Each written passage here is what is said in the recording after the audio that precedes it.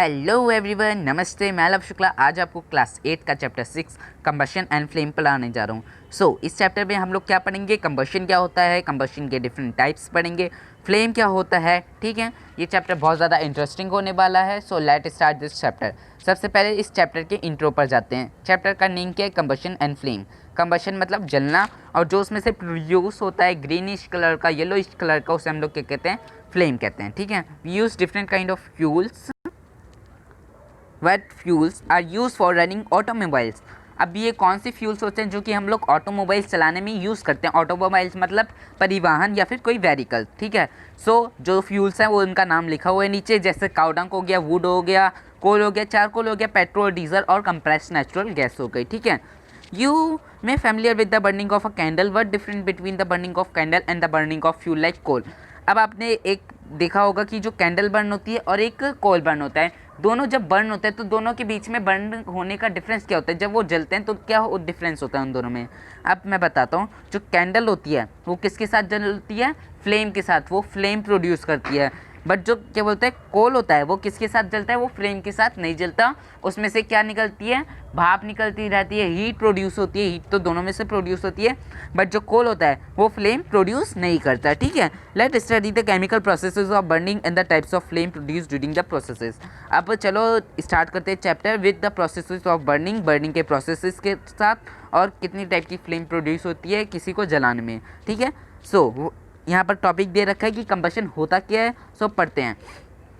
A chemical process in which a substance react with oxygen to give off the heat is called combustion। एक chemical process जिसमें वो जो chemical है वो किसके साथ रिएक्ट होता है, ऑक्सीजन के साथ रिएक्ट होता है, और क्या प्रोड्यूस करता है, हीट प्रोड्यूस करता है, उसे हम लोग कहते हैं कंबशन कहते हैं। ठीक है, कंबशन होता क्या है एक और बार मैं बता देता हूँ। ठीक है, एक केमिकल प्रोसेस जिसमें ऑक्सीजन, वो जो सब्सटेंस है वो ऑक्सीजन के साथ रिएक्ट करता है और क्या प्रोड्यूस करता है, हीट प्रोड्यूस करता है, उसे हम लोग कहते हैं कंबशन कहते हैं। ठीक है, जो सब्सटेंस ये कंबशन प्रोड्यूस करते हैं उसे हम लोग क्या कहते हैं, कंबस्टेबल सब्सटेंसेस, या फिर उन्हें दूसरा नाम भी दे रखा है उनका, फ्यूल कहते हैं।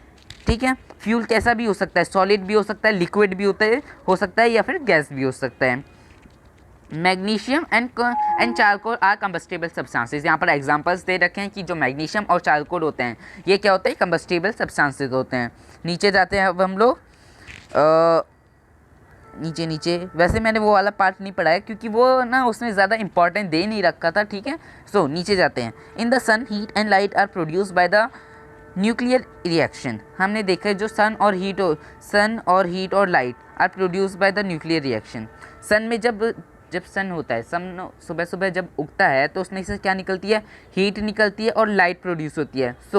ये भी तो एक कंबशन ही होता है ना। पर ये क्या होता है, इसके बारे में हम लोग अपनी जो आने वाली क्लासेस हैं उनमें पढ़ेंगे।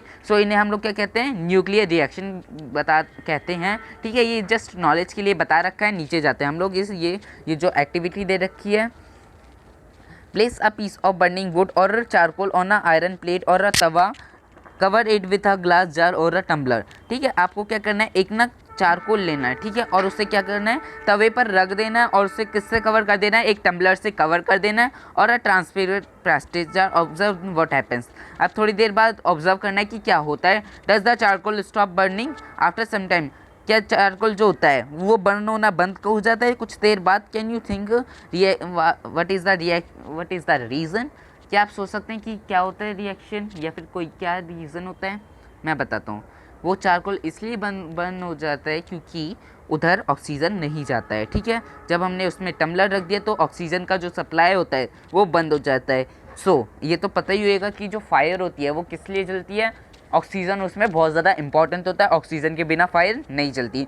You might have hear that when a cloth of a person cause fire the person it cover with the blanket to extinguish fire. Can you guess why. आपने ये देखा होगा, अगर कोई पर्सन, जैसे मूवीज़ में भी देखा होगा, अगर कोई पर्सन को फायर लग जाए या फिर उसमें उसको आग लग जाए, मैं वैसे नहीं कह रहा हूँ, उसके कपड़े जल जाएँ, तो उससे क्या करते हैं हम लोग, उसे ब्लैंकेट से कवर कर देते हैं। क्यों करते हैं, और उससे फायर बुझ भी जाती है। क्यों बुझ जाती है, देखिए ब्लैंकेट जो होता है, ब्लैंकेट जब हम लोग उस पर कवर कर देते हैं, क्या होता है, जो ब्लैंकेट होता है उसके अंदर कार्बन डाइऑक्साइड होती है, वो हमें कवर कर लेती है, जो और बाहर से जो ऑक्सीजन का सप्लाई होता है वो बंद हो जाता है ब्लैंकेट जब हम लोग कवर करते हैं। Fire is extinguished. ठीक है, अब नीचे जाते हैं। Now recall of Now recall some your experience. Does a matchstick burn by itself? How does it burn? आपने देखा होगा जो मैचस्टिक होगी या फिर माचिस की तिल्ली वो अपने आप बर्न होती है? नहीं होती भाई. You must have had an experience of burning of a piece of paper. Does it burn when the matchstick is brought near it? Can you guess the burn of a piece of wood matchstick near? आपने देखा होगा एक paper कब जलता है? जब हम लोग उसके पास मैचस्टिक लेकर जाते हैं. मैचस्टिक मतलब माचिस की तिल्ली जब हम उसके पास लेकर जाते हैं तभी पेपर बर्न होते हैं. यहाँ पर पता नहीं, नीचे देखते हैं इसके बारे में टॉपिक बताया रखा होगा. ठीक है, अब इसी तरह एक पेपर बर्न हो गया, बट अगर उसी की जगह हम लोग एक वुड को जलाए एक मैचस्टिक से, क्या वो जल पाएगी? नहीं. अब वो क्यों नहीं जल पाएगी, इसका रीज़न भी है. नीचे जाते हैं. ठीक है, The lowest temperature at which a substance causes fire is called its ignition temperature. एक ऐसा टेम्परेचर जिस पर एक सब्सटेंस फायर मिलती है, वो फायर कॉज कर लेता है, तो उसे क्या कहते हैं हम लोग? इग्निशन टेम्परेचर कहते हैं. Can you tell now why matchstick does not cause fire on its own at the room temperature? क्या आप अब ये बता सकते हैं कि जो मैचस्टिक होती है वो एक रूम टेम्परेचर पर क्यों नहीं बर्न होती है? ठीक है, मेरे को कमेंट सेक्शन में बता दीजिए.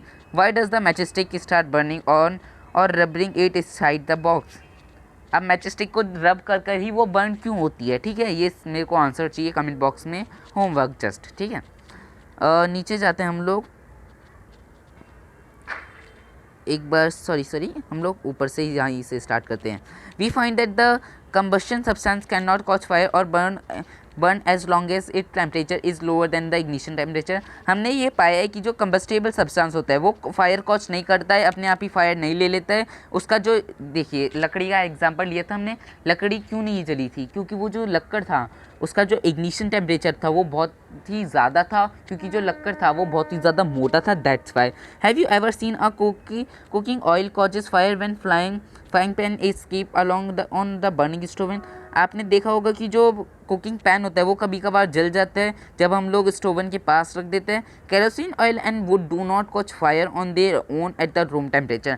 कैरोसिन ऑयल या फिर मिट्टी का तेल अपने आप फायर नहीं ले लेता है एक रूम टेम्परेचर पर. रूम टेम्परेचर मतलब घर में ही रखे but if kerosene oil is heated a little, अगर कैरोसिन जरा सा भी जलता है तो वो क्या करता है? फायर कॉच कर लेता है. But if wood is heated a little it wood still not catch fire. और इसकी जगह जो वुड होती है उसको जरा सा भी फायर लगा दो बट वो जल्दी फायर नहीं कॉज कर पाती. ठीक है, अब नीचे जाते हैं. Does it mean that ignition temperature of kerosene oil is lower than the wood? क्या हम लोग ये कह सकते हैं कि जो कैरोसिन ऑयल है उसका जो टेम्परेचर है, इग्निशन टेम्परेचर है, वो वुड से लोअर है? यस, हम लोग कह सकते हैं ये. ठीक है, does it mean that we can not take special care in strongly kerosene oil?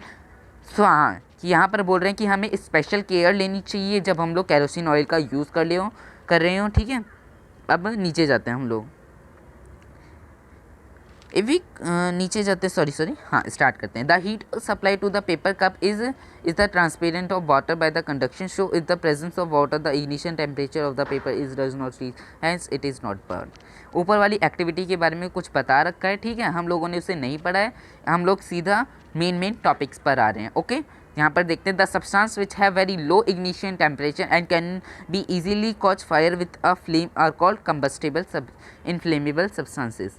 अब वो सब्सटेंसेस जो कि इजीली फायर कॉच कर लेते हैं, ठीक है, उन्हें हम लोग क्या कहते हैं? इनफ्लेमेबल सब्सटेंसेस कहते हैं. ठीक है, जैसे क्या एग्जांपल दे रखे हैं? लिग्निफाइंग पेट्रोलियम गैस मतलब एलपीजी, जो कि हम लोग घरों में यूज़ करते हैं. पेट्रोल हो गया, अल्कोहल हो गया. ठीक है, can you list some more inflammable substances? क्या आप कुछ और इनफ्लेमेबल सब्सटेंसेस के बारे में लिख सकते हैं?